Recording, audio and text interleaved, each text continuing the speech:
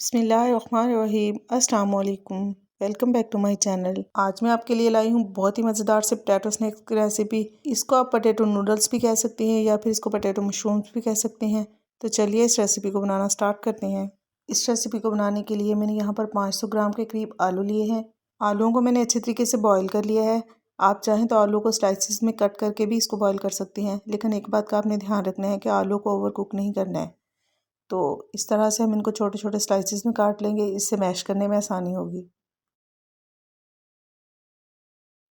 इसके बाद हम एक बाउल ले लेंगे, उसके ऊपर छलनी रखेंगे और आलू के पीसेस थोड़े थोड़े इसमें डालते जाएंगे और इसको चम्मच के साथ मैश करते जाएंगे।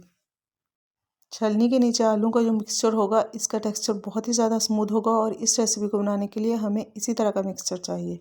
तो सारे आलू को हम इस तरह से मैश कर लेंगे और आलू को आप जब बॉईल करें तो फ़ौरन से गरम गरम आलू को मैश कर लें। अगर आप ठंडा करके आलू को मैश करेंगे तो उसमें काफ़ी टाइम लगेगा।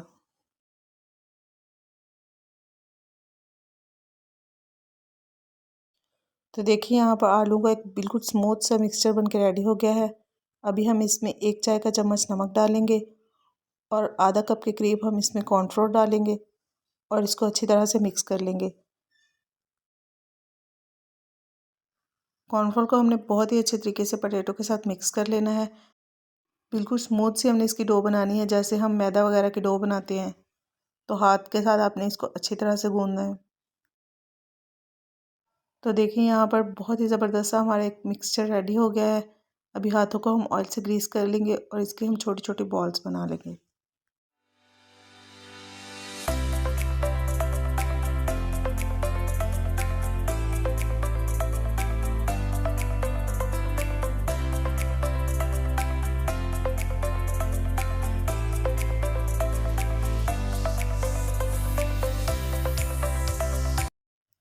तो सारी बाउल्स मैंने यहाँ पर बना ली हैं और इनको मैंने 2-3 प्लेट्स में इस तरह से रख लिया है।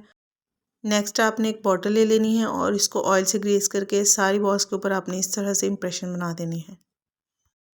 और ज़रूरी नहीं है कि आप बॉटल ही यूज़ करें, जो भी चीज़ आपके पास अवेलेबल हो उसको आप इम्प्रेशन बनाने के लिए यूज़ कर सकती हैं। एक खुले बर्तन में मैंने यहाँ पर पानी बॉईल होने के लिए रख दिया था। 1 चाय का चम्मच हम इसमें नमक डालेंगे और उबलते हुए पानी में हम पोटैटो के सारे स्लाइसिस को डाल देंगे। तकरीबन 1 से 2 मिनट तक हम इसको कुक करेंगे और इसके बाद हम इसको निकाल कर ठंडे पानी में डाल लेंगे। फ़ौरन से ठंडे पानी में डालने से ये होगा कि इसका कुकिंग प्रोसेस रुक जाएगा और ये अच्छे से सेट हो जाएंगे। चटपटी और स्पाइसी सी ये रेसिपी बहुत ही मज़े की बनती है। आप लोग इफ्तारी में इसको ज़रूर ट्राई कीजिएगा, आपके बच्चों को बहुत पसंद आएगी। अभी हम एक पैन ले लेंगे, उसमें 1/3 कप सोया सॉस डालेंगे, 1/3 कप ही हम इसमें चिली सॉस डालेंगे, 1 चाय का चम्मच नमक डालेंगे, 1 खाने का चम्मच कुटी हुई सूरख मिर्च डालेंगे और 2 खाने के चम्मच हम इसमें ब्राउन शुगर डालेंगे और 2 खाने के चम्मच ही हम इसमें सफ़ेद तिल डालेंगे। और साथ ही हम इसमें डालेंगे 1 चाय का चम्मच पेपरिका पाउडर। अगर आपके पास पेपरिका पाउडर नहीं है तो आप इसकी जगह कश्मीरी लाल मिर्च भी इस्तेमाल कर सकते हैं। पोटैटो स्लाइसिस को हम सॉसेस के अंदर डाल देंगे और इसको अच्छी तरह से मिक्स कर लेंगे।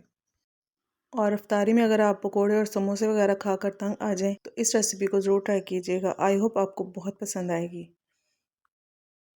इसके बाद आपने 2 खाने के चम्मच बटर ले लेना है और इसको अच्छी तरह से गर्म करने के बाद आपने इनको पोटैटो स्लाइसिस के ऊपर डाल देना है। बहुत ही मज़ेदार से हमारी पोटैटो नूडल्स या पोटैटो मशरूम्स बिल्कुल रेडी हैं। आई होप आप लोगों को मेरी आज की रेसिपी पसंद आई होगी। अगर अभी तक आपने वीडियो को लाइक और शेयर नहीं किया तो जल्दी से इसको लाइक और शेयर कर दें और अगर फर्स्ट टाइम चैनल को विज़िट कर रहे हैं तो चैनल को सब्सक्राइब ज़रूर कर लें और साथ ही साथ बेल आइकॉन को भी प्रेस कर लें ताकि आपको मेरी हर नई आने वाली वीडियो का नोटिफिकेशन मिल सके। फिर मिलते हैं इंशाल्लाह बहुत जल्द एक नई रेसिपी के साथ। तब तक के लिए अल्लाह हाफिज़, बाय बाय।